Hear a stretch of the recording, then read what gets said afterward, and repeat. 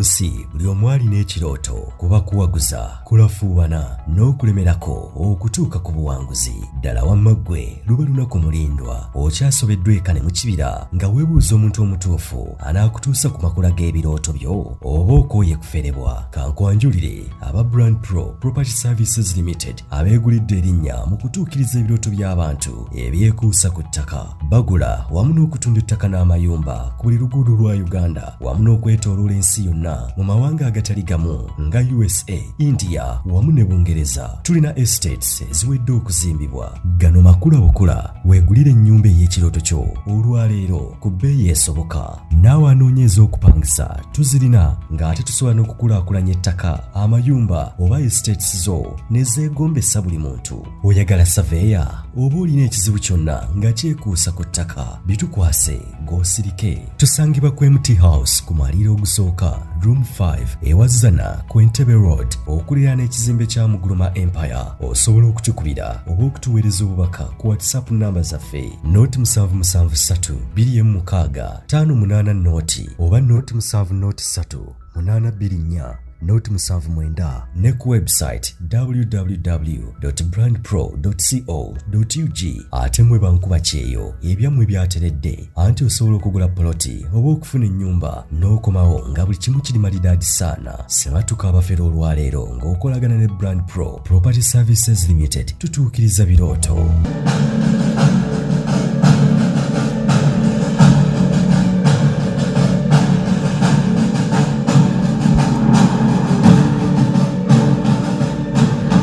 Butereva bali ku mukutu gwa Uganda y'enkya tubaniriza nnyo n'abatukobera ku mukutu Taasa Uganda Channel 56 wamu ne Waka Films mwe bali kubera nga mutugoberera.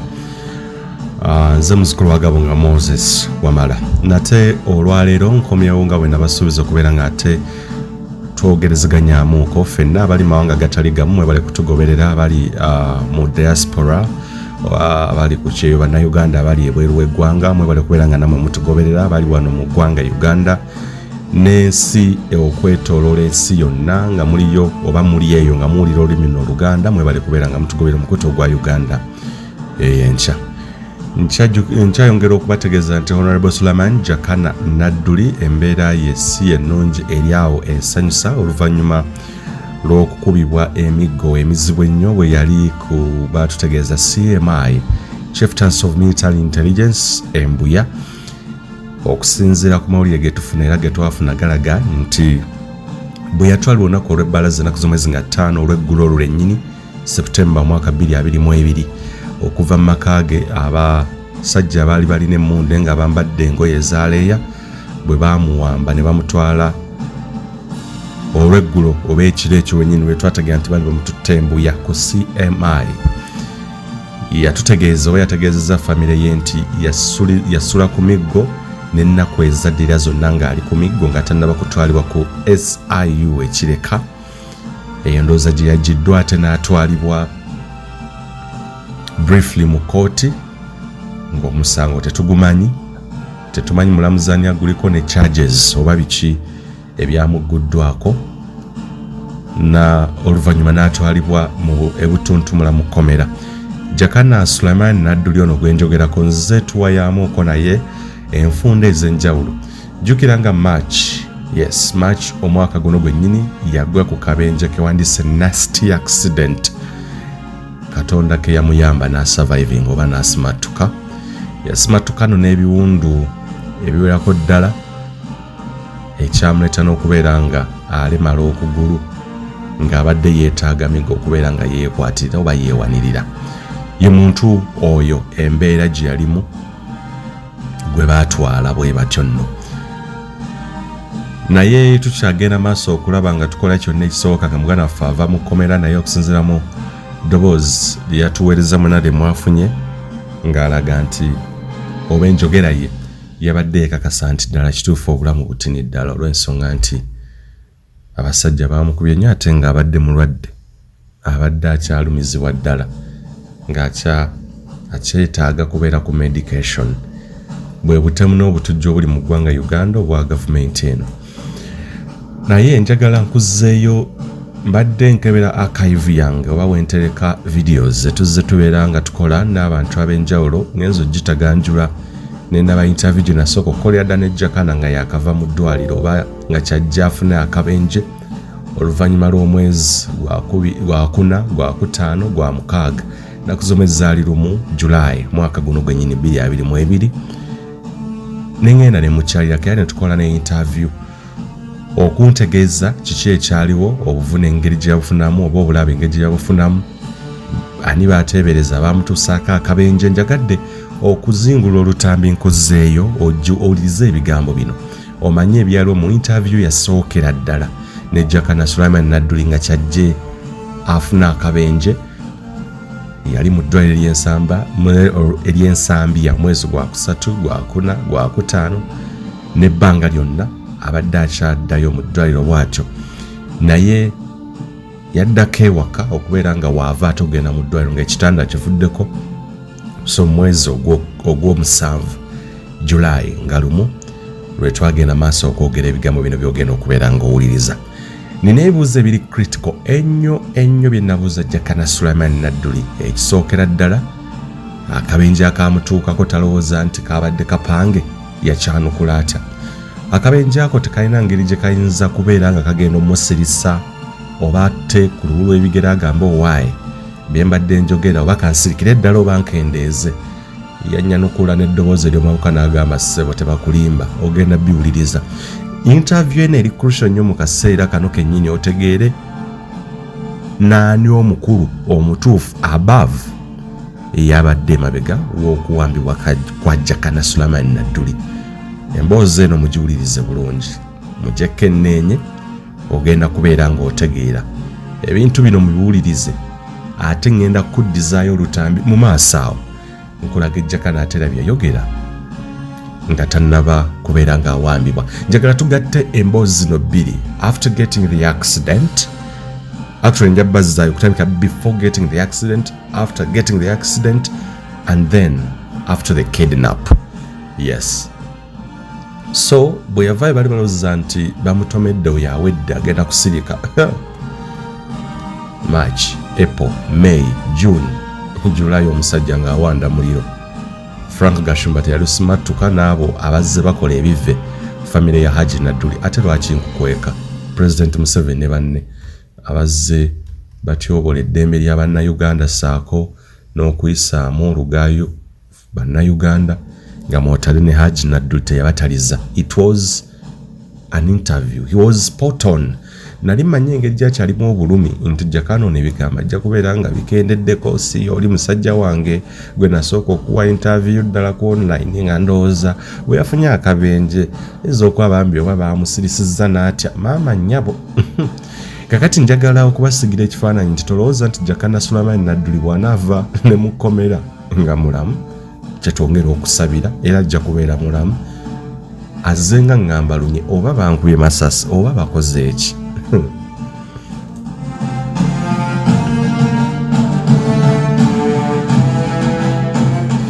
mu interview eno namubuuza ebibuuzo ebyali critical nti abaakutomera be baani n'aboogera kakati awo osobola okwanukula bona abawuliriza ansa ye ojja kwanukula eyakukutte above yaani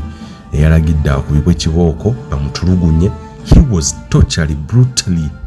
tortured, inhumanly tortured. Awo leero ogenda otegeera njagala nkuzingula etambi kati ngenda kuwa step by step gwe kennyini ojja kutegeera above oyo.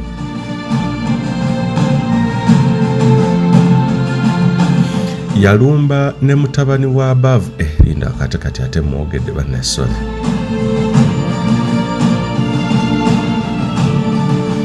banyi olumu ntera ningira ebigambo ne ate ngenze komekeeza nga ate njogedde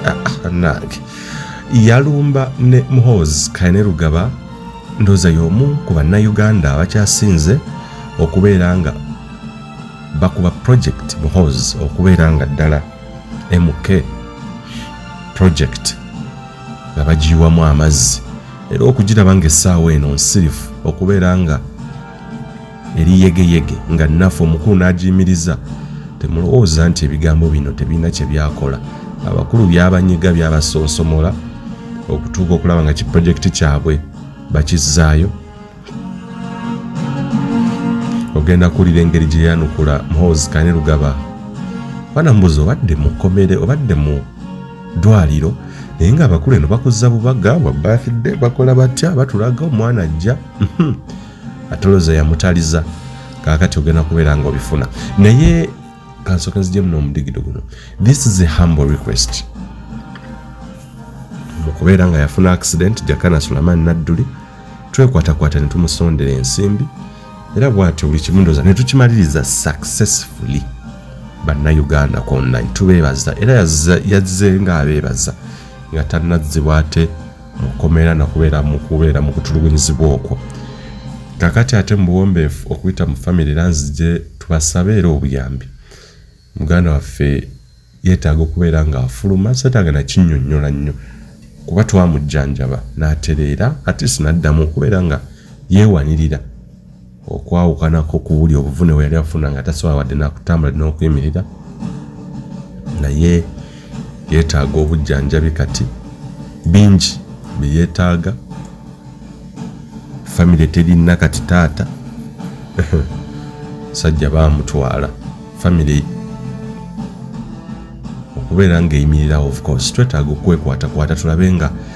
embeera eno Jakana Nadduli nateera agivaamu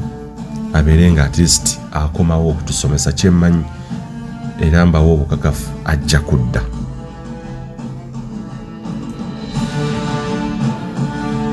So kyenjagala twekwatekwate era tulabe awatali muwendo gwa salira Haji tumukwatireko Haji Abdul Nadduli. Of course mu program yenjo okujja okukola eyo mu maaso eyo ojja kakasa nti Haji eyaleeta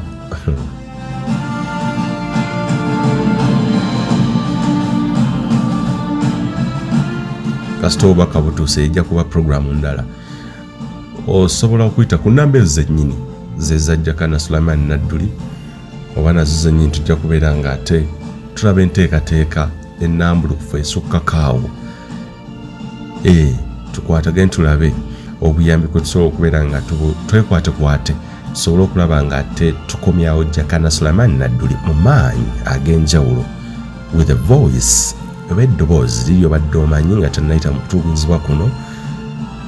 tukisobola era tusobola okubeera nga tukikola bwe tuba twakikola nga yakafuna akabenje ne tumukomyawo. I believe we can do this again. Ne tukomyawo Jakana Nadduli n'ava mu kkomera gy'ali n'ajjanjabibwa bulungi nnyo okutulugunyizibwa kwe yayiseemu okwonna famire ogikwasaganyizaako na buli kimu okulaba nga ekyetaagisa ensimbi tukikwasaganya essaawa eno okulaba nga kituukirira tubayambe tubakwatireko anti emmeeme gabaagaba ate era byabadde atusomesa ffenna bituganyula era gwe wenna aliyo ng'oli fan oba follower ardent follower owa Jakana Nadduli nga nfanfeewo ogamba okwenfiira tusobola okubeera nga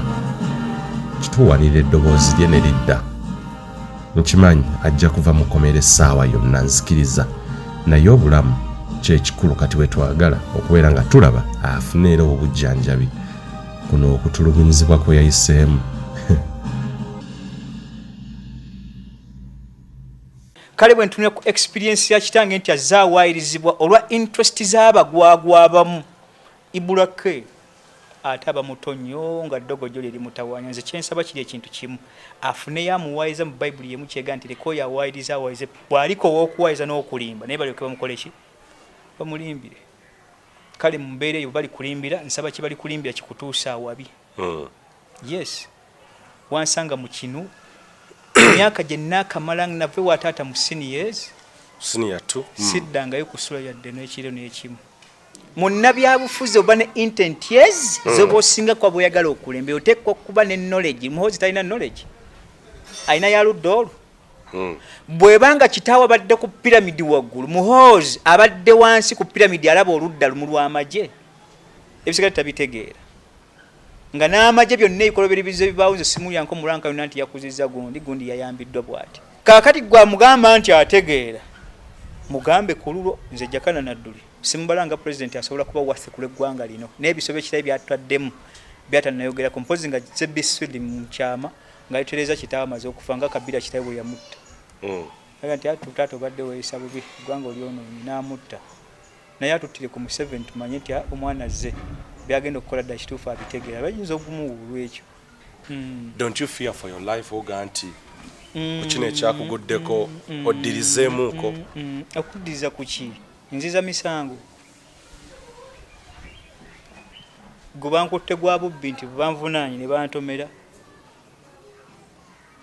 Wano siri mukuzza musango okwagala ensi yo Bible yagamba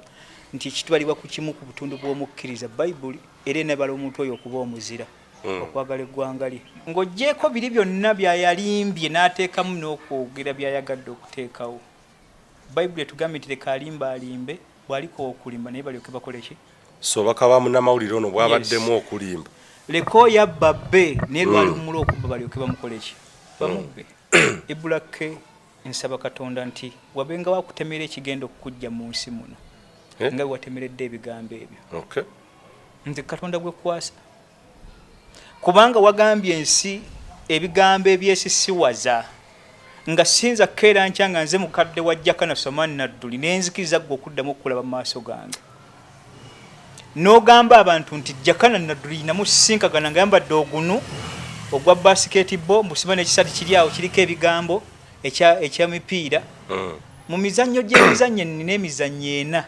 Gashumba kye kimu kye yatugambye bye bigambo enjagalo sembyayo ku ye nammwe mutegere gwe mukolera ne bannayuganda abali ku bannalwanda abo incident ziriez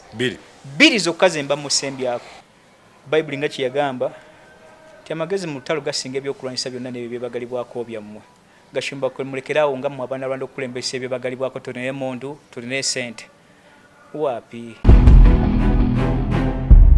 Uganda y'enkya. Bible etugambye nti ekiveri Katonda ekibulwa amaanyi. Oba ntegedde bulungi.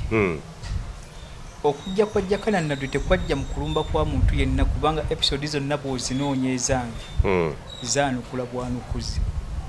badde bazeetegereze. Okujjako ebadde educative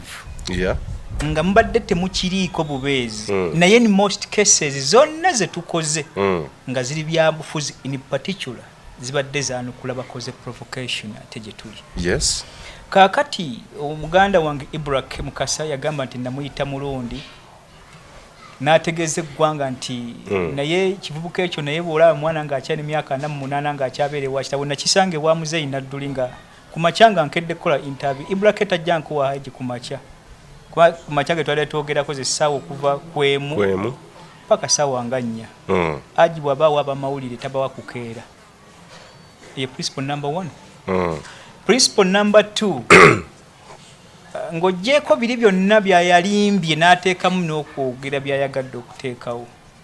Bible etugambye nti leka alimbe bw'aliko okulimba naye balyoke bakole ki? So bakaba munnamawulire ono bw'abaddemu okulimba leka oyo abba bbe naye lwali lumula okubba balyoke bamukole ki? Bamubbe. Ibulake nsaba Katonda nti wabenga wakutemera ekigenda okukujja mu nsi muno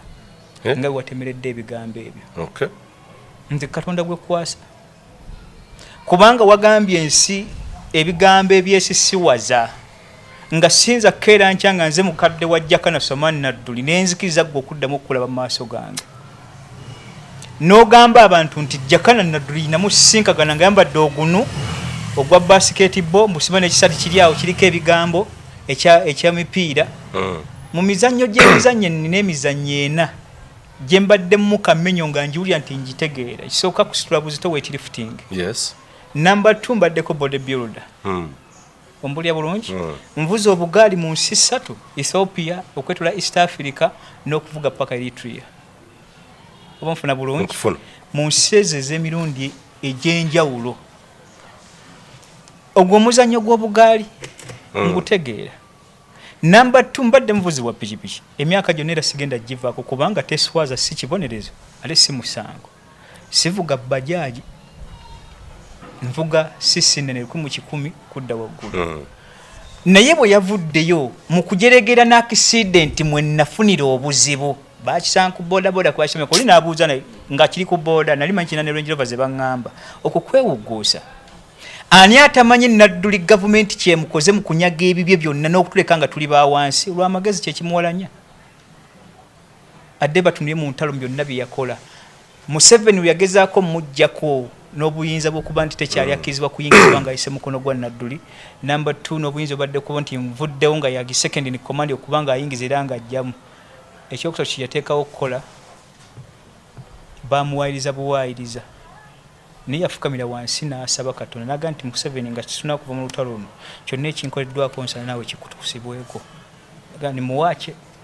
mumuleke. Kyaligonza gwe baakuba omugongo ne bagutta yali incident number 2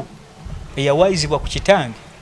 n'aga nti muŋŋambye nti bankwatidde ebbombo kyategeezezza nti nabadde nkolera gavumenti eri era ndimbega. N'afukamira wansi mu lukiiko nga luwedde n'abategeeza ebigambo bino nti kyonna ekiŋŋambiddwa nsaba Katonda alaga obufu bw'ekyo kyonna nga kiri ku mugongo gwammwe mu bantu bammwe. Ne bakwata Kyaligonza baamukuba ebbombo omugongo gwonna ne guvaako eddiba. Bwe yatolokayo nga banne bamuzingidde essuka kuyakkira yatuuka mu nsiko aji naga nti njagala naye mumutegeeze nga bwe mwantegeeza nti oyo mbega. Ofuna ebintu ebyo kale bwe ntunira ku experience ya kitange nti azaawayirizibwa olwa interest z'abagwagwa abamu ibulake ate aba muto nnyo nga ddogojo lye limutawaanya. Nze kyensaba kiri ekintu kimu afune yamuwayiza mu bayibuli yemu kyega nti leka oyo awayiriza awayize bw'aliko ow'okuwayiza n'okulimba naye balyoke bamukole ki bamulimbire. Kale mu mbeera eyo bali kulimbira nsaba kye bali kulimbira kikutuusa awabi. Yes wansanga mu kinu emyaka gye naakamala nave wa taata mu senior 2 siddangayo kusula yadde n'ekiro n'ekimu wabula tunyumya naye ne buziba ne tukalusi ne kusaba mukaga ne taata kaŋŋende naye era nga sisuzeewo. Wansanga mu kinu taata emyaka 48 jo lyabalamu nyange lwantegeeza nti nakufumbira nga emmere ku kyenkya nga sigenda ofuna accident Katonda yankola ekigambo. Naye bwe nzijukira nalabe ku episode yo ng'ogamba nti olina emyaka 37 tonnaweza myaka 37 ogiweza May 19 ono mwoli obadde myaka 36. Nazaalibwa 19 May 1985 abale obulungi abale essaawa zaali 9:45 n'obutikiti 45. Mama yabitusomesera ne tubitegeera. Kaakati ibulake bw'oŋŋamba nti emyaka 48 nga nenkana ne Gashumba atategeera. Wakati wa bibiri mu bwadde mu interview nalabye olugero olutuufu nti a fool and his money are soon parted. Wakati w'abagwagwa babiri nga mukutte kamera ne gwe bakwata mu kifaananyi nga muwayiriza buwayiriza ebigambo mutategeera akaseera mu bwangu dda mu byobufuzi twetaaga facts based on issues. Naye bw'ogamba nti wandaba nze nsaba Katonda kitange naye omutuneko mu feesi omutegeeza ebigambo bibimu bwe bityo sikakasa nti ayinza okuddamu okukulabako nompayiriza bwotyo nti wansanga naga nti ekitabani kyange kisulano nga aji Nadduli yakugamba ebyo Ibrake mukwano kigwali otuuse naye ku ssaali otuuka nga sofulumya statement eyo gy'oli bwoba ogiweyinga Ibrake who are you to Haji Nadduli gwani n'ovaamu ebigambo ebyo ku Jakana Nadduli byonna wabimpayiriza Katonda ajja kunsasulira. Omulala gwe nabye case bakoze settlement 2 case mbadde simumanyi sijja kulimba. Okay onakola olugambo badde tomumanyi. Ekyalaze nti wabaddewo connivance bonna babuliza mu engage ku statement eki nti there is a connivance here. Babuliza ku pikipiki nga Gashumba era yekansa kemagazanga wala akamuje ku kiswa akalenza ako gamba yali ku boda kaizi mumbuza yemu n'omugwagwa oli naye mumbuza yemu yabuliza ngati this is stage managed. Okay kakati mu bino muto wange nakugambye nti wangamba nti nakuyita omulundi oli nakubuza nti obulundi si gwanga. Gashumba bwe yavudde mu statement egamba nti omuganda alina akakanzu akayulifu yenkanankana omukalamojja alina akateeke kamwamusinga akaganda akayulifu akakanzu akayulifu ako ku mukalamojja atayambala mbadde ngenda okujja ku statements ze kakati awo n'atikka butisima nnyo n'agassa ku nguya yalaze nti asese nnyo ekiri ewala nti emboozi y'amaanyi nnyo oyo mwana mulenzi omuganda mba nakukubye eddoluyi sinakindi we mba nejjambi omutetoba nagwo si kulimba ebyo tobindeetako wano oyo si yenze bimusagiramu Jakana Nadduli ku ggwanga lyange paana Gashumba n'oyogera ebyo nga nze nkutte kamera bwenti mba nakukuyodda ku muganda ategeera naye bwe kavuddeyo kabadde kasindika mannyo kaakati gwe atali mulundi osekeramu waawo gwe weeraze wekka oli agamba nti mazima ddala ebikolwa byammwe ku mugongo byemukolera wansi w'obuziizi oba wansi w'ebitanda byammwe biroosebwa ku nkomero ku busolya bwanju nga buli moga bulijjo gundi musezi gwe mumanya mutya omusezi ng'atotambula naye kaakati ibulak waseze misana ttuku okwekakasa kikyoli buli eva bakubuuza ndi munnayuganda erinnya oligwe mukasa kikulemera kukyoga nti ndi muganda era ndi munnayuganda ng'ate olina mukasa erinnya ekkulu ery'emisambo wano gwe kabaka w'amazzi mukasa kakati bukeera enkyanga erinnya lyeweetise lya buganda nga lina nekyeritegeeza oba naawe oyagala kubeera mukasasa omugwere nga bajjo yeeyita mukasa naye nga mukasasa mugwere oba ontegeera bulungi kaakati kano ka case sikategeera nnyo akalenzi ako kayinza obutamumalira biseera kuba kabadde mu bbugumu lya kola nsimbi bampisa enkyamuseemu bannamawulire njagala kubalabulamu n'ekigambo kimu nti bwe mutega emizinda gyo ne kamera si mwe muba musinga bwe mutezeemu emizindawo ne kamera mulekerawo okwekuza okulaga nti bwe muzzeemu mmwe mubayamba obbateeka ku platform nti mmwe mubategeerera ekyo it is impossible wamala wasoma ne diguli zo zirina byotegeera si byentegeera ekikujja gy'ovudde ogaa nti Jakana Nadduli with specialization nange mpa ekitiibwa kyekimu kyenja okuwa gwe kamera gyoli kuba ne bw'oginkwasa bwatyo mbakuba ku ssente oba nfuna bulungi naye ate mulimu emirimu egigattibwako nga tijja kwewanisa bangi bali mu mirimu gye bataasomera naye nga bagikola perfectly oba ontegeera nasoma kuvuga bugaali bwe bampitoga nti oyo bayika nazaalibwa nina ekooti eraga ekyo bwe bukeera enkya nti oyo weightlifter ate bookisa ate biki ebyo naye ng'otandika oga nti owaayi ezo nazo profession ezo talents kale bino ebya kamera byemubeeramu ne mubyetikka nze kitange yayogeranga ebigambo bino naye nabijjamu okutegeera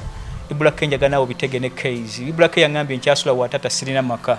1998 nga batadde okulonda kuba okwasa okweka 1996 okwaba president ne batta kuno okwaffe okwaba LC5 naga nti baba batadde okulonda nja kujja neesimbyewo nga LC5 naye yagenda okujja ewobulenzi otwali tubeera yali yapangisa ekizimbe okuva ku munywanyi we gwe tuyita yamuyita jjajja kuba ye wakkobe jjajja mutumba bambi mugenzi olwaleero nampangisa ekizimbe kwe yateeka eddwaliro lye ng'ajjanja haaji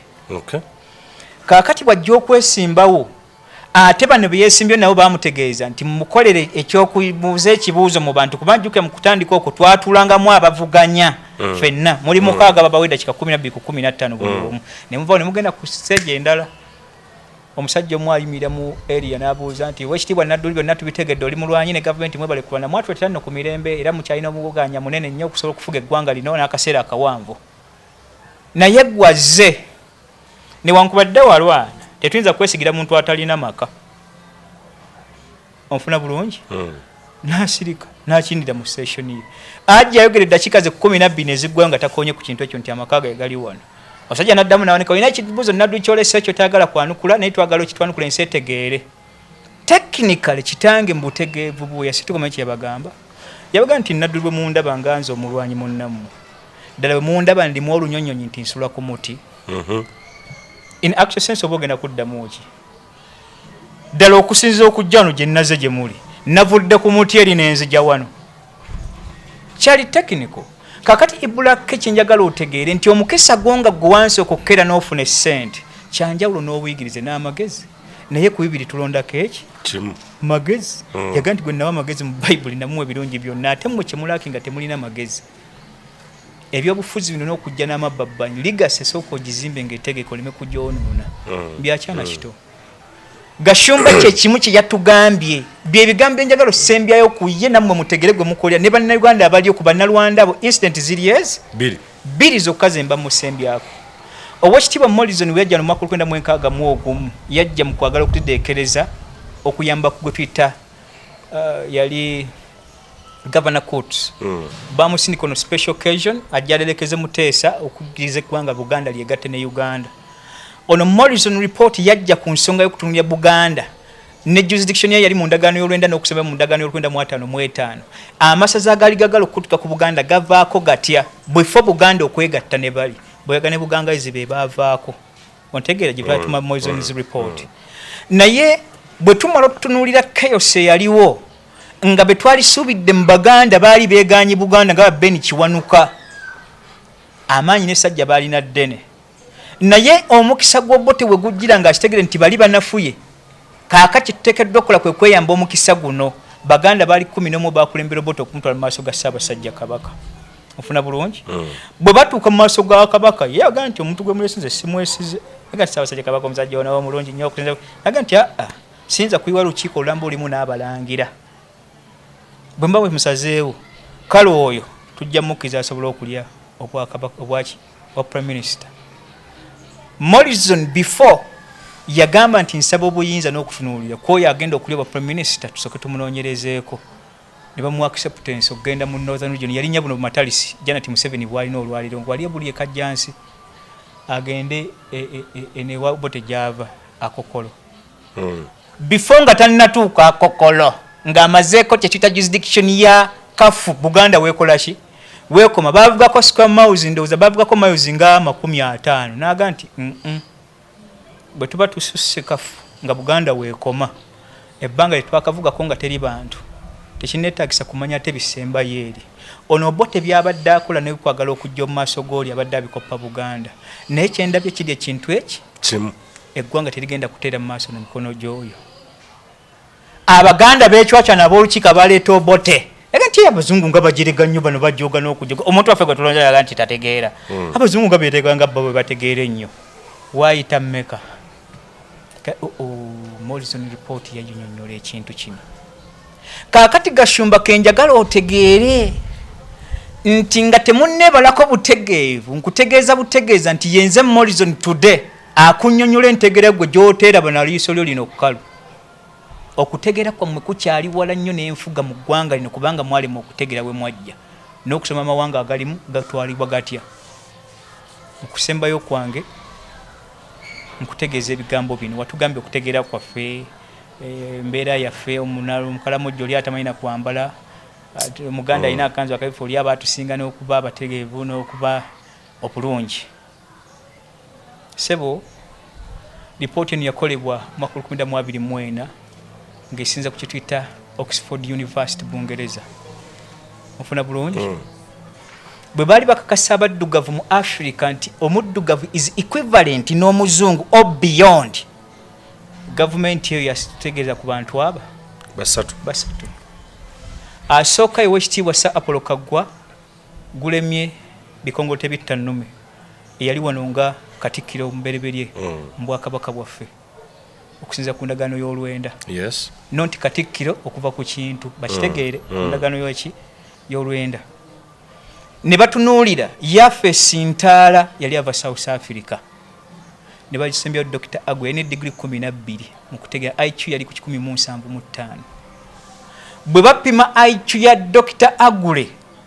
ne yaffe Sintaala bagamba nti mu byonna babikoze nga baali bayivono yalina digiri nnyo nga alina 10 with biggest IQ bagamba nti ate Sir Apollo Kaggwa his IQ is more than 75 is 200 yali talina yadde P1 gwe bagerezako mu baddugavu okuba nti bategeera nnyo oba nfuna bulungi naye lipooti eno bweddayo mu Bungereza kyenjagala ategeere omugwagwa oyo bagamba nti kijja tutwala emyaka miwanvu nnyo abaddugavu natives abasigadde mu ggwanga Uganda ne Africa okusisinkagana obutegeevu bw'Abaganda okwenkanankana okuba nti bali ku IQ y'emu Grace Justin Bed n'afulumya lipooti mu mawulire n'agamba kyannaku okukwata eggwanga liri ery'obutegeevu ne balinnyika mu gavumenti eri kigenda kuleeta obuzibu bunene mu maaso eyo nga Bungereza bwalina okuteekateeka kwayo kwa East African Federation baali bamanyi Abannarwanda nti gye muli naye babala nti muli basiru nnyo ku lipooti seezo nga bwe zijja zitambula si biboozi bibaayo mu reference ddayo osoma otegeere gwe nannyini kusoma byafaayo omugwagwa atayinza kukyusa byafaayo mu kutegeera kwa analysis zoowa nti analysis omukulu kyakola kiri ekintu eki kimu asinziza ku byayita n'ageraageranya ku biriwo n'alyoka wa future Gashumba ekyo kyakulema bwe nkutunuulira oli nkoko enyera mutunzi abakulu bano bazze bakyogera lunye nti obubaka bw'okozesa n'engeri gy'obuderivalingamu bulabika era bukakasa nti kirabika oyina ekintu ekitali kituufu nabo ng'osukka mu kusomesa n'ovuma bavumi. Bayibuli yatuwa emiteeko nega nti mazima ddala omugwagwa taligenda kuba mu sseeba lyerimu n'omutegeevu. Ekyo kyo tukikole tutya? Bayibuli gy'oyogerako. Neeyawula omusirusiru bw'abeera neeyawula n'omutegeevu. Era Bayibuli mu gyo yayawula nti this is a maniac. Neeyawula this is fool. Badde mu bitabo bya Semaani ebyengeri babyetegereze bulungi. Ebyo Jakana Nadduli nze naliyo. Bw'agamba nti muvuma fe ab'obukanzo n'abali abatamanyi kwambala. Ekyo yatuwadde essomo byayo ne babaana muli bagezi nnyo Gashumba ategeera kibatwala. His Excellency the President, when you hear yourself, when you call yourself Fenga Baganda, that is an enemy of the Baganda number one. Is that knowledge? Abaganda beekuza sabasaka bataluma kukamwa ebyo fuzi kutumira mukamwa. Gwate ekikukayanisa kyekyo oli yatuwa etteeka mu empitanga mu nnamateeka ebyobufuzi kutunula muki mukamwa paka lwali lijjawo etteeka eryo taligenda kuddamu kulya kuba n'episode ezasooka temwalimu bigambo bibategeeza kiki bafaanagana naye Bayibuli yaga nti mbakubyenga ebifaananyi birungi n'ebyo bibagwanidde okutegeera bw'oba musiru Gashumba sijjaga nti Gashumba omugezi you are idiot ate nkenjo Gashumba omugezi oyo kubanga lyafuna abana bayitula spokesperson ategeera gwalinga ekizezengere atapima amuna bigambo kibyo samu bantu bayivuna bategeevu bwekuba kutegeera ogenda kya Gashumba bannanga ategeera abamu bategeera gye bali kubanga n'omusiru abaaka ababe olaba n'abamuhozi we bali what about for the Gashumba people mukulu ategeera council for bavandimwe kyogamba council for bavandimwe yampa waabira ku musango ogwo ng'akozesezza maanyi si magezi Bayibuli kyebaga nti kibaziziddwako mu abaana ba Isirayiri ompulya bulungi nti mazima ddala mwewazisiddwa okukozesa ebyamaanyi byammwe okulaga ensi ku lwabala okubalinyirira naye mukusembayo ku Musa yaga nti mu abaana ba Isirayiri mujjiddwako okwekutambuliza ku baamawanga yali ategeeza kingamaze obbalaba entegera yaabwe ennafu olewuliddeyo eggwanga ekyali wansi wa Isirayiri wa Misiri kaakati Gashumba oliyaga nti ebyokulwanyisa oba lutalo n'ebyokulwanyisa byammwe olutalo yaga nti olutalo magezi so si ebyo ebyebagalibwako byammwe bye mwetikka mukubikulembezesa Gashumba ate akutte ebyebagalibwako bye byazze nabyo mu lutalo byati bwe yatuwawaabira ng'omusango gwatuwawaabidde n'association simpandiise ne mu mateeka teriyo naye ng'ate yawaabidde Jakana Nadduli nti tusosola ne muga nti nze nkuwadde articles daye mu constitution ebiga byonna bye nkugamba nina freedom of speech ekyo kimu number 2 bodda n'osoma ennyingo ennyonnyola ndowooza bwe baseerabidde oba number 7 kind of 17 ennyonnyola role of a citizen byonna byenkola biri mu layini ya citizenship goddayo okeetegereze oddeyo mu system enkulu ennyonnyola mu ntandikwa objectives z'eggwanga national policy mwe tuyita era nakyo mwekiri rules of citizenship kakati nze ntambula mu role of a citizen eri eggwanga lye byonna byenjogera mu layini emu ebiri ate ngamba otya nti ndeeta obusosozi ate ndeeta secession gwe mujega Gashumba ddayo muwulize ebigambo byonna biraga maanyi tulina amaanyi olinga bwe vamu statement tulina amajja Gashumba bwe batwe bali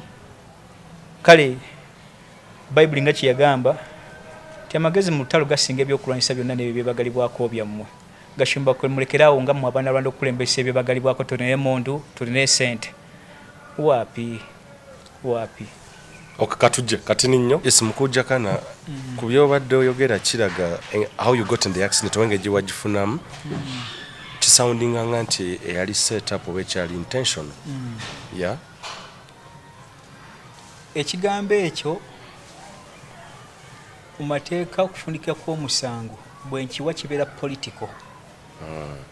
naye ripooti ya polisi kyalina okusooka okuvaayo kirina okusinzirako okuwakanya poliisi ewa lipooti kikungwawo y'akabenje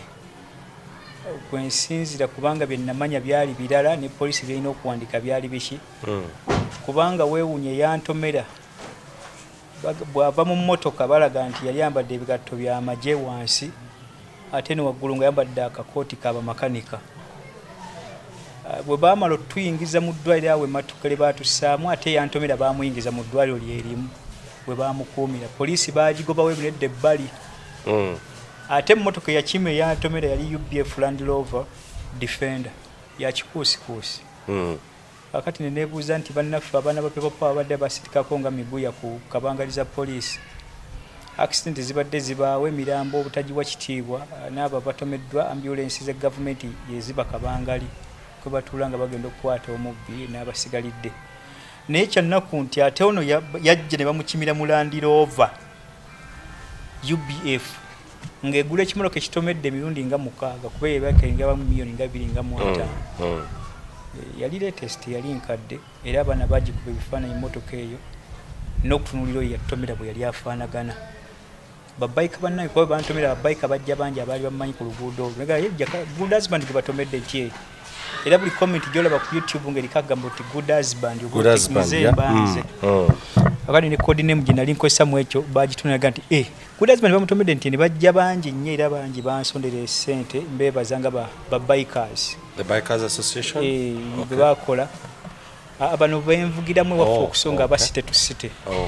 kyaffe kyeruweere okusobola okujja okwegatta ku bali e Kampala nga balegendale bikers n'abasigalidde. Kaakati ekirimu ekikulu Jakana Nadduli and his intent okutegeera okwange nti ebyobufuzi tulina kye tuyita third party kyo kimu era nakitegeeza abantu ngezeeko okwegeza kituyita third party mu byobufuzi. Busobola okukeera enkya nga mpalanwa central government nga Museveni tanjagala nange simwagala nga intention ye y'okunzita teriiwo. Naye ng'ate abakulaba mu kuvaayo okwo bagamba ate nga opposition esobola okutta ne baga nti tukole boti tukittire ku muzeeyi tukiteeke ku Museveni oba gavumenti y'NRM. Ayinza okuba oli mu kwagala kwe nga ayagala nnyo gavumenti ya Museveni n'akikola ku lulwe oba ontegeera. Yes. Kaakati ne sigamba nti opposition yanzise abaffe naffe gye tukolera emirimu gyaffe bangi abatuwalanire mu mateeka. N'akitunuulira n'aga nti nja kujjawo n'eddogo gavumenti yeetaakozesa ate gwe gw'oli naye mu mateeka gye mukolera emirimu ate ye n'akutta. Kale kiyinza okuba nga kiva wangi wesinza pinpointinga nti ddala kino olw'obulabe obwo naye bwe banga gavumenti nsaba Katonda mu kyo nkugisasula agiyiwe. Naye nga to your account oba proceedings eza events engeri ezajja zifollowing n'ebyewalaba ne byonna okitolemu akugamba nti kyenteekamu kiri kimu nti okuteekateeka kwa accident kwaliwo. Kati mbuuza question yani yakuteekateeka naye nga byo ebigobererwa U80/H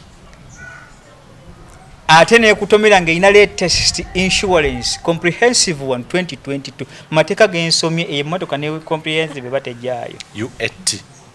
egenda kutwala bintu kye biri delicate byogenda oganda omuntu agenda okuvaayo n'ebintu ebyamaanyi n'ebyamagezi nga biri delicate ng'aleeta U80 nvugira sonolix zino nzibalamu milioni 5 ng'oleeta U80 ebikutikkire ekyanoonya zaabu ki mu nsi muno gy'ojja oteekako U80 okuwa insurance. Kale mu kyo nti akabenje mu byonna bwe biri kali set eyatutomera yava mu leeni ye nga tugudde mu leeni enda najja mu leeni eno nga steering si ye kutusa obukono yawita yati atatulumbe ku leeni eri etali na moloka eva Kampala kuba yagenda okujja zikuluna bbiri ezaali zigoberegana zeza stopping ono tuwalulira wansi w'emmotoka ng'avudde mu leeni ye yaffe badde e Kampala nadda mu leeni y'abali abava e Kampala. Kaakati bobo bitunuulidde agagatto g'omusirikale oli ge yambala mu mmotoka ge yavaamu nago nga waggulu kakooti kaba makanika ate ebigatto bya kisirikale ebikuba eddagala makanika kyegwe wali olabye muyonja akuba engatta eddagala sigaye nti bakyafu ewaka naye bonna enkola yaabwe beedibaga mu oil. Yes, like mu reasoning ennyango oli mu oil olina ki engatto zimasamasana nnyo etukula nga makanika nga makanika. Kakati awo alipoota ya polisi yafulumye oba tenna alipoota ya polisi okujja kwayo n'obutajja kyensaba bulamu. Oli yagani teri kyawandiikibwa kitali bikolebwa teri kikoleddwa ku nsi taligenda kwazibwa. Kakati mu bo baabo polisi nayo nga yeekoledde ebyayo nga ye yasinzidde ku byo byeyagala bakirindire ffe mbusamba gatugamba nti tobacco and out tobacco nja kubabala kimu ku kiki awatali gattakalo ku mpeke n'emu kuba nti bwegasse. Kakati naawe oba gy'oli nga wagezaako kuteekamu connivance eyo, nze kyensaba kiri kimu nti buli bintu yenna yali mu lukwe ng'ayise mu ddogo, ayise mu kwegatta kwa gavumenti, ayise mu opposition, sinza tuteebereza kituufu naye nga kyemmanyi kyenkakasa kyesinza kujjawo akabenje kaali kaki? Kaali kapange. Bwe waba waliwo yaloga nga obupange buno bwasindiikiriza bubeerewo. Ddayo otunulire Muse Katonda yamutegeeza nti omuggo ogwo gwe nkuwadde gwe byonna mu byonna. Gusuuleko wansi awo olabe bw'otuuka mu maaso ga Falaawo. Bwe yaleeta obusota n'abalogobe, bwe yasuula ogw'obusota ogwavaamu gwamira obusota buli bwonna. Nabwe kityo nti mbukulembeze obulogo bungi gye buli. Kuva mabega. Buli mukulembeze okwesiza mu buyinza tugendeko ewa Ssewungu. Bw'onoobagirako bwe tugendeko ewa Mukyondwa. Olaba ne Sawulo yaziiza obulogo mu kusembayo ate yayita Mukyondwa. Twajja ontunuleko mu magana ga Isirayiri gatabusira seefuuse limatongo. Mpita ku muzimu gwa Samwiri. Ono agenda okwambala omukaako gwaguteeke ku mutwe bwe guti bwe ku emmandu okugenda okujja ojjidde wakonaga nti ono si kabaka ng'ondabikiranga kabaka Sawulo nti mazima ddala si ye gwe wawera abalogo n'abasamize nti ebyo bireke tujja bitunamu oluvannyuma njagala ompitire Samwiri mbeeko kye mubuuza ku lwa Isirayiri. Agenda okujja mbuuza waegwe Sawulo nzukusiza ki mu tulo twange n'obusuusi obukujjudde nabwe kityo bwakako bukujjiddwako ate Sawulo yatuuka eka. Kyentuukako kiki nti obulogo bungi mbakulembeze. Ne bannaffe gye tuli mu mirimu egya wansi obulogo bwayitirira okutya Katonda kwaggwawo. Kale mu bino amalogo gasisinkagana mu byobufuzi onaakuwala n'ate n'aloga n'asinziza kiri okutuukako gy'okola ki. Kiri mu ango ndala ate kirala kyekyajja. Simanyi oba okonectinga n'obwongo bwange Sozi Ted Kyeye yali muwandiisi wa bitabo bwali critical to the first family wana abantu abana okusingira ddala kyali about government the governance of government wano mu Uganda of which naye yafa accident ndoza yali 2020 or 2019 I've forgotten nga it was like it's recent era banyabaza bali critical to this government ne bagenda bebatu ne bafa abamu ne baba tulugunya mu bafuna such incidents don't you fear for your life oganti kuchine ekyakuguddeko oddirizeemuko okuddiriza kuki nziza misango guba nkutte gwa bubbi nti banvunaanyi ne bantomera wano siri mukuzza musango okwagala ensi yo Bayibuli yagamba nti kitwalibwa ku kimu ku butundu bw'omukkiriza Bayibuli era enebala omuntu oyo okuba omuzira okwagala eggwanga lye bwe nnyonnyola nti eno nsobi tulongoose musango ki gwe mbanzizizza sina mu kwetiiririra oli yagamba nti mazima ddala oyakkiriza mu Katonda alinga lusozi Sayuni terujjulukuka gw'obanga dda wali wansi wa mmoloka nekkula bwetyo aboogana kiro omupiira temulinnyo omutwe ng'ebyo mu mutwe obikyakulya bizannyiramu n'ovaayo mu mannyo g'empisi n'oba nga okyali mulamu newankubadde sinnaddizibwayo 9 ekyantawaanya ndowooza kyekiri wano abasigadde bayinza okukirabako kino okiri awo 9 kirabye ekyo tekinteeka ku tension Katonda yenna nyini kukwata bulamu bwe yabukwata n'abuwanirira bw'ati yagamba Aaron nti gwe Aaron teweeraliikirira bwe mbadde nga ku muganda wo Musa naye bwe ngenda okutambulirako. Museveni ye yawangaalawo atya mu mannyo g'empisi g'Obote ng'amulwanyisa yali asinga Bote amaanyi ne ssente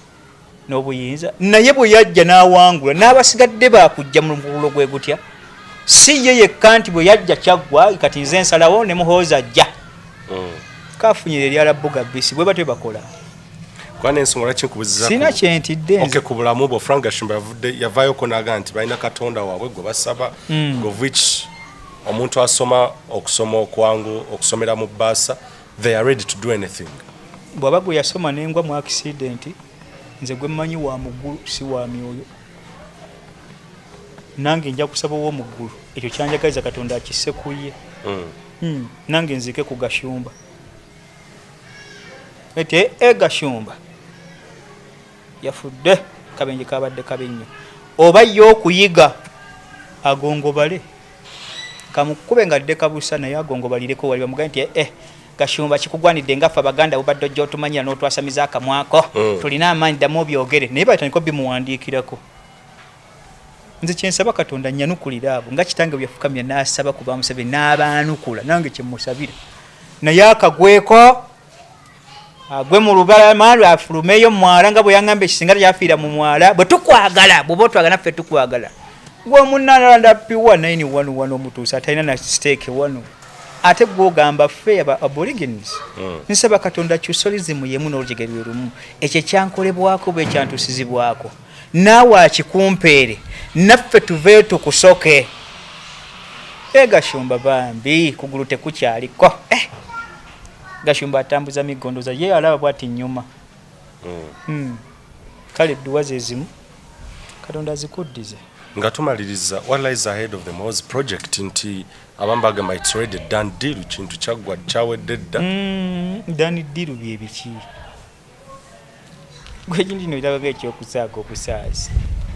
nze gambe that one is a trigger muhozi mandus ekisooka ku ntegera etafiti nga waagenda. He cannot speak for himself. It means for himself there is someone behind who will rule. Ataliye. Munnabyabufuzi oba ne intent yes zoba osinga kwa bweyagala okulembe otekwa okuba ne knowledge. Muhozi talina knowledge. Aina ya ludolo. Bwebanga kitaawo abadde ku piramidi waggulu Muhozi abadde wansi ku piramidi alaba oludda lumu lw'amagye ebisigala tabitegeera nga n'amagye byonna ebikolo biribizo bibaawo nze simu yanko mulanka yonna nti yakuzizza gundi yayambiddwa bw'ati kitaawo abadde asobodde okunya piramidi nga asobola okulengera Magharibi n'alaba emashariki ebuvanjuba n'ebugwanjuba Muhozi alaba oludda lutya lumu entegere ya kika kigojjemu bantu kaakati gwa mugamba nti ategeera mugambe kululo nze Jakana Nadduli simbalanga president asobola kuba wase kule gwanga lino n'ebisobe ekitali byatwaddemu byatannayogera composing nga zebisudi mu kyama nga itereza kitaawa maze okufanga kabira kitaawe yamutta aga nti atutato badde weesa bubi gwanga olyono namutta naye atutire ku Museveni tumanye nti omwana ze byagenda okukola dda kituufu abitegeera bayinza ogumuwulu ekyo mu kigambo kimu nga tufundike wanga tumaliriza ensi gye tutambuliramu wetwogerera kati twaka witnessinga nozobanga ayita amawano abakulu abalina okuwabula eggwanga mu kusayininga deals ez'enjawulo wobedde mu ddwaliro twasayininga deal ekkiriza omusigansimbi gwayitibwa musigansimbi yaweebwa eddwaliro ly'e Lubowa atutegerere mu ku-exporting emmwanyi ebweru w'eggwanga Enri Capinet eddwaliro ly'e Lubowa nayo kigenda okuzuuka ng'ebyayo ensimbi omukulu ze tumuwa akyali ku musingi okuva ku bukadde ebina bye twamuwa nga baagala tumwongere n'omwongera tuba tukyali ku ebyo bukadde bino bya Uganda obwa Uganda kuba yali alina okuweebwa trillioni emu naye nga tulina okuzimuwa mu bits y'omu Enri Capinet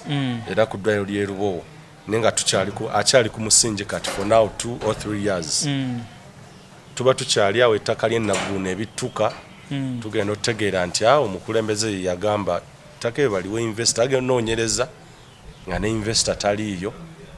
nga yakyusa n'ebintu ebiwandiiko na byonna kikulaga ki mu ggwanga we tuli ng'omukulu yatugamba agenda securinga future yaffe. That's the controversy and buli kimu nze nkiise mawana agagenda mu maaso mu ggwanga. Bible yagaa nti mazima ddamu oyita nti mulaba songa muli bazibe b'amaaso ahene mweyita abazibe b'amaaso naye nga mazima ddala mulaba amakulu yali yategeeza mulekerawo okwewugguusa ku birabika mwawula ekituufu n'ekitali kiki kituufu mwebuza ebbanga lyonna nkibategeeza lunye nga njagala kibaddira we have no investor here in Uganda. Instead the Nalwanda people are the investors taking the position. Dwaki abavubuka bano nga boolaba emisege gigashumba n'Abanalwanda kiriki emwetegeera mu ntegeera eyo bayagala okukoppa eky'omuzungu mu South Africa kye yakola n'aga nti bano balwaniridde ebbanga ddene lya myaka 46 baagala bwetwaze nga abaddugavu okwagala okutwala eggwanga lyabwe mu maaso. Akaseera katuuse ku njego egoteeko baddize ki naye emyaka gino 6 gisigaliddeyo twagala tutekewo policies ezigenda okuleka omuzungu ng'akyafuga South Africa newankubadde omuddugavu waali omanyi kye baakola baga katusigaze economy. Era nze kyekyankubya Mandela nti Mandela simbalanga muzira emyaka 27 gye baamusiba gyali badde gitegeerekeka n'abanga asotunira aborigines oba natives ba South Africa endagano ze yakola zaali za kyana kito nnyo yali badde amaze okugabanya abantu abo n'okutunira obutuuze n'abaddugavu okuba n'ettaka lyabwe mu aboriginity bwabwe ebike byonna abanga ajja Bisimoni ng'okakasa nti entegera yabwe ne portion yabwe muzungu tajja kuba ne right nnene ku ggwanga lino economy n'akwata ssente ze South Africa n'obugagga bwalyo n'atandika oddidiza mu baddugavu ng'amini bwe yakola wano okubijja mu bayindi n'asooka bakapitalizing n'abakuza okuba kusetasesa okutambulira mu ggwanga eryo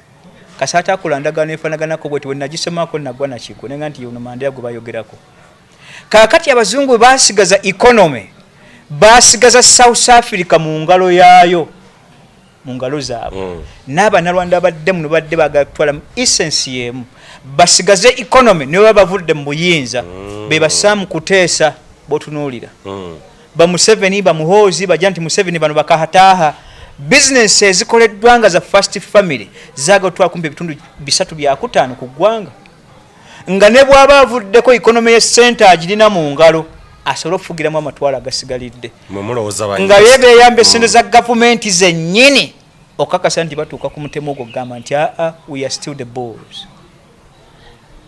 much as will be the bulls time comes the bull die muli balaalo nenkamba bbireko lugero abalaalo abakiruyita abalunzi a cowboy will never die bw'asooka ku ekyo noga ewa amaanyi naye nagamba when he dies he does not decay ate amase naafa naga he does not decay when he decays he does not perish kakati newe tulina olugero lw'abana abanywa mata abalaalo besogerako abanankole baganda nnyabo n'obutegevu bwabwe bwanjawulo ku bannalwanda bano kakati Museveni yetwalanga imoto which is so foolish ne family ye omotalite gye baliko gimanyi bwenvaako muhoza ije kaine rugaba if you can you also can come ebyo you're just stupid very stupid kale na bino economy oyogera kuba investors do we have no investors we have never nalwanda investor bebo betwina mu ggwanga kale mucho ekyo tolimbibwa mu kutegeerako nti we have investors essente z'eddwaliro mu zibanje kaine rugaba zinza okuba zigenda kupanga zitambudde mu byabululu nezo zizigabibwa mu kola birthdays ebyo botunuulira nti gwe tunuulira omuwendo gw'ensimbi ogwakolebwa ku birthday Muhoozi yali akolawa essente z'amagye bakuwa zikola ebyo obubaga obusaasaanidde eggwanga lyonna azikozesezza kye tuba tugamba nti tenda mu ggwanga badde afuna nnyingi nga ssente bazikuba on expense of who kyolina okubuuza on whose expense kale mu ekyo obutadda okudaalimba n'okubanja nti parliament tugineyo parliament erimu bizezengere byereere kuba lwenna dda ate tujja eyo parliament erimu bizezengere biki bw'oba ogyesigira nti egenda kubanja kankikubbireko okitegere nga ke kasembayo nti bw'otunuulira parliament n'emisango ezijja zitambula mu bannabyabufuzi ababadde mu ggwanga Museveni abadde mugezi naye nga okutegera kw'obugezi obukiyinza okuyitira ewala obutakitegeera kano kano tekazimba kayabi kampu yakazimbye nnyo kaakati bannakitegedde nti babadde bakutezinga mu bubbi nga bw'olaba mbabazi temangalo isho ne bayogera ku zino n'abasigadde abadde mu gavumenti naye gye emisango tusomyeko emiyitirivu egyabo balwakasiisi bano bagundi bano baani sente ze babbi omanyi kyakola bw'oyitirira okubba nga nasaasira ng'akuteeka mu kooti ekunyigirize kooti bw'ekunyigiriza ng'ekuwa ekibonerezo kyo ekyomunyoto bw'omala okusaavinga ekyo oba omaze okwegira gavumenti niwe beeza tenza kusiba mirundi emeka kaakati bw'atyo bw'ajja abafulumya in this guys ya kooti number 2 principal wabadde ayita ebadde parliament parliament erina obuyinza mu kutwaliza kw'essente era ebadde erondoola ate abatudde ku palo ne babasasula ensimbi tibadde tunoonyeza gwe baayita Janati Museveni byakomawo kaine Rugaba talina buyinza bwonna bukozesa magye at anyone expense mukozi wa gavumenti alina okuba n'ekiragiro lwaki parliament tekyogera ng'okumukwata yasasula amagye ago olwo yavuddeyo n'amutwala mu kkooti ebyo byawe kasekende naye byakusiriwala mannyo ng'ani agamba nti yagenza okuwabira muwoozi ebyo eggambe zeddiko Museveni zatuteera wano bagende okufuluma bwe bati nga takyalinayo musango eyo okuwabira muhoozi dikoyi ekuleta muhoozi musembeza we tuli bwe bampawabira omusango kkooti yagamba bwetira bwe twafuluma amagye nagaddukamu kuba kyayita mu kkooti nendagira nkole bwe nti akugamba kkooti yemulagidde ogenda kuwabira kkooti wo akulaga nti yayise mu mateeka mateeka ge gamukozera kkooti yamulagira ninga kkooti agenda omulagira ani asasula akomutwala mu mateeka script namba gye baliko akomutwala mu kkooti nze nkubiddeko bobbizi buli kikolebwa kiri planned on set nja kubagaliza emirembe gya Katonda emirungi nja kusigala nga Jakana Nadduli mutabani w'olutabaalo ate era kiza mukola ya federal system omuganda atagenda kukyusa ntegeera ye yadde okuba ekyenyume kye nasaba Katonda nti akkirize nakimusabanga nnyo nti Katonda bwe navanga ku musano gwa nsaba nkumira ebiyungo byange neewunya ku accident saakutuka magumba yankumira ebiyungo byange era nakyewunya nti kusaba kuno kulungi kaakati nakino mbategeeza nasaba Katonda nze okweryamu olukwe ng'omuganda bino bijja mujja jembeyo nga muwogana mu Jakana Nadduli lwabogo yamuwadde ensimbi kano katamala emirundi gikanywera emigwabi gyekava ne kajja kayogera ebyekisiru ng'ebyo mubansasudde kandi tamala ebirundi beera mu magezi gwe kitanga omulamba nyinza okubeera obadde embega emyaka 31 osoma political science tolinga buga nti yabadde embega yavudde mu kuba agambwa naye evidence yali badde eyogera nonga nti bansasudde ekyo kisaso ne kigenda kutta n'ekitaye waakyo Nadduli nkutegeeza ekyana kigobe waka oli musiru tolina magezi nakuwa omwezi mulamba olete evidence eyo nakatejjanga n'abasigadde abawodokereyo ku miteteme muvaamu ebigambo bitali evidence bamusasula hawo onsasula ekikulu eggwanga lyange nti banguze bannaye bwe muba nimulina okwagala kwa Bobi Wine mu mwagale teryamukugira yenna ayagala Museveni mwagale teryakukugira dembe lyo yenna ayagala omukozi mwagale teryakolaki tekujjako entegeerayo nti n'abasigadde gye bali muntegere yaabwe nange ndi mona kikakiza mukola ya federal system buli ggwanga okuba n'obuyinza bwayo njagaliraawo nkyayiraawo naye ate totemerera totemerera tunatandikira wato omulundi omulala mbozi tukyalina nnyingi nnyo naye kanzikirize omukulu agenda omulemu kutumwogeza bingi tujja kuddamu ate ku bintu ebirala bingi ebigenda mu maaso mu ggwanga takumira mpeera batukumire aye Katonda kuma maaso